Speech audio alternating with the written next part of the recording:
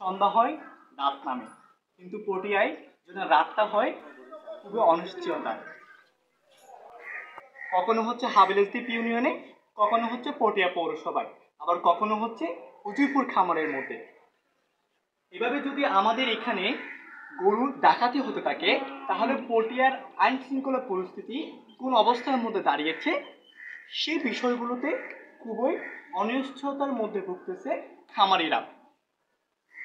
সর্বশেষ যে বিষয়গুলো ভিকটিমদের কাছ থেকে আমরা জানতে পেরেছি, যে ভিকটিমরা যে কিছু বলতেছে, যে উজিরপুরের মধ্যে এসে আমরা যে সর্বশেষ ক্লুটা আমরা পেয়েছি সেটা হচ্ছে, যখনই গরু ডাকাতি হয় তখনই পুলিশ কোথা থেকে যেন চলে আসে।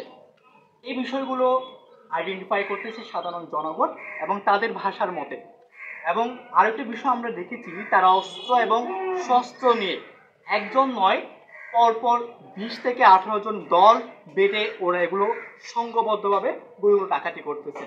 আর যেটা দেখলাম যে ওনারা বলতেছেন যে ওনারা প্রশাসনের কাছে তাদের দাবিগুলো জানিয়েছেন, আর্মির কাছে তাদের দাবিগুলো জানিয়েছেন, কিন্তু এখনো এই বিষয়গুলো কেন প্রশাসন দ্রুত গতিতে এগোচ্ছে না, এই প্রশ্নগুলো তারা করতেছে।